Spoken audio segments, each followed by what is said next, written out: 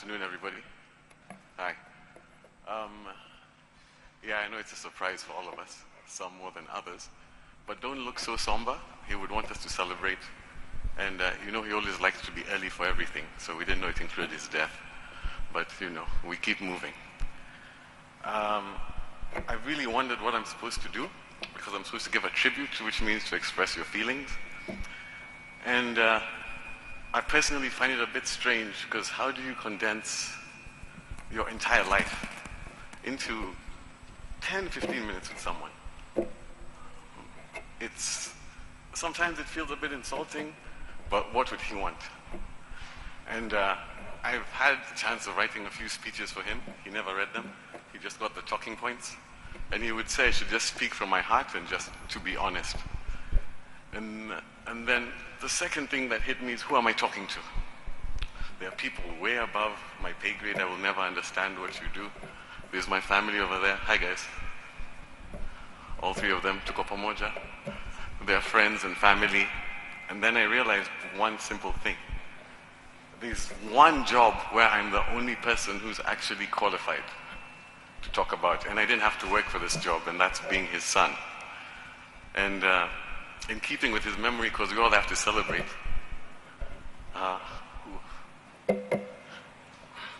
Don't worry, relax. I'll explain what it meant to be his son. A couple of things people don't realize. All through my life, if I ever needed my dad, don't worry. I'm okay. He would want me to do this alone.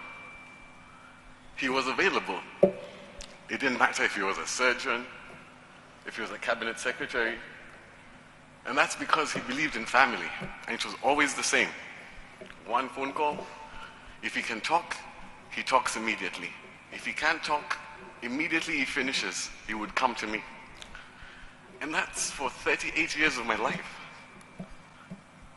And it's funny, I'm happy people touched upon it, because I used to get the usual questions of, how was it being raised by this Kali person, etc. I never saw that person. Same with my mom. That's why I really love this picture.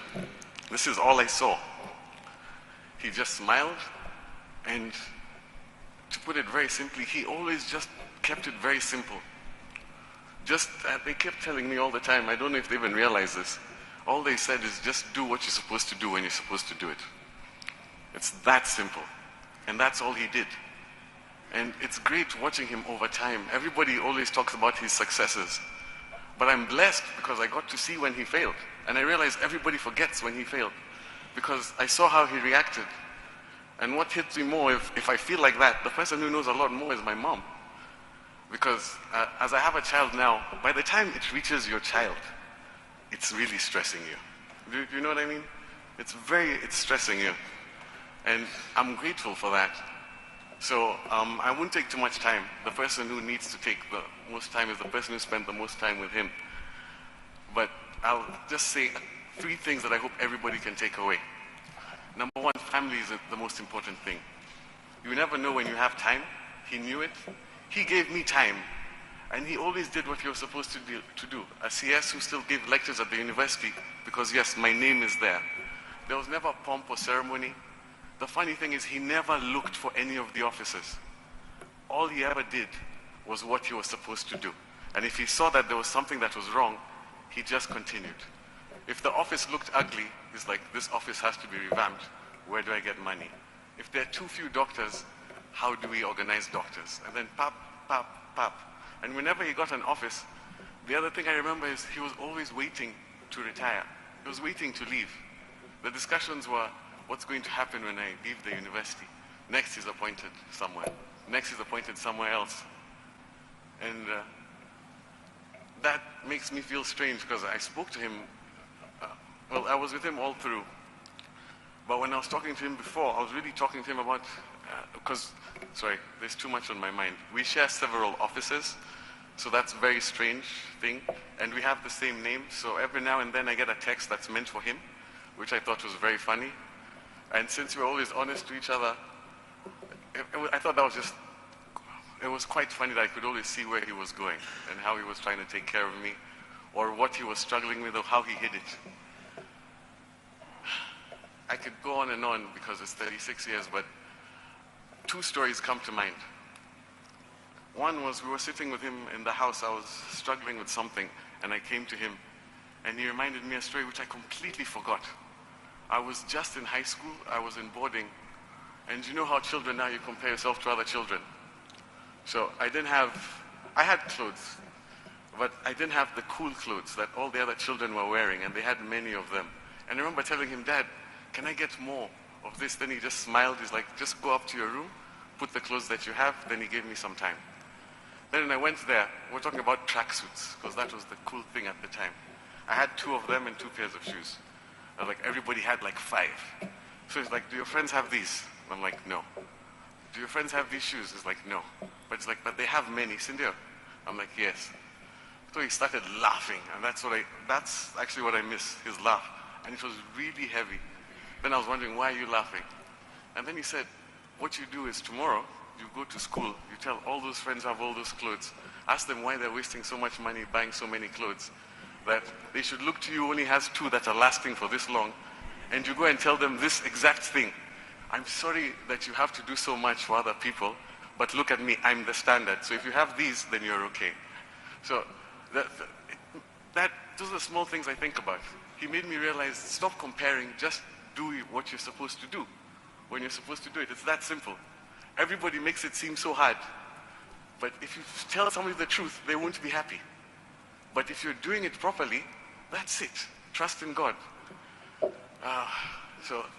The same quote that's in one of our desks: "For the Lord did not give us a spirit of fear, but of faith, hope, love, and sound mind." And that's what my dad is. He was always hope. And that will continue. I think, like I keep saying, I can just keep on going. But the last one, this one goes to everybody. Towards the end, one quick note. I have to say this for the doctors. How many professors do you know that most of their mentees are professors? You know, it's a small thing. If you're in medicine, you know exactly what I'm talking about. Those are the people who came to support and help me. Always his mentees. He spent time with them. Every one of them has an individual relationship. A lunch, a coffee, a phone call, a funeral, a wedding. And that's what impresses me, because that takes time. It takes time to be human and spend time with people. That's one thing we're all missing. So forget pomp, ceremony, anything. Spend time with people. That's what he would want you to remember. Talk to the person next to you. Find out what's going on with their children. Just spend time with them. And he kept telling me this thing. If there's somebody behind you, somebody stands behind you, what do? You protect them. If somebody stands beside you, regardless of what they believe, their creed, their politics, anything, if they have decided to stand beside you, you respect them. It's literally that simple. And the last one, which he told me, if anybody stands in front of you to push you back, then it's fine. You smile and you look at the people beside you and behind you, and you show them the strength that you have now. So with that, and you trust in God, you'll be okay. So if we all do that, I think we can all be better. We can honor his memory. It's good he did all of those things, but he only reached there because he kept it simple. Do what you're supposed to do when you're supposed to do it. Thank all of you for coming to spend time and see my dad rest and spend time with the family. We'll still be here. Hopefully we'll become friends. Regardless of wherever you are still who you are. So God bless you all. Thank you.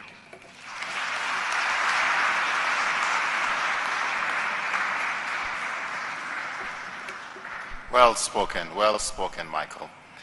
We're coming to the end now, and Dr.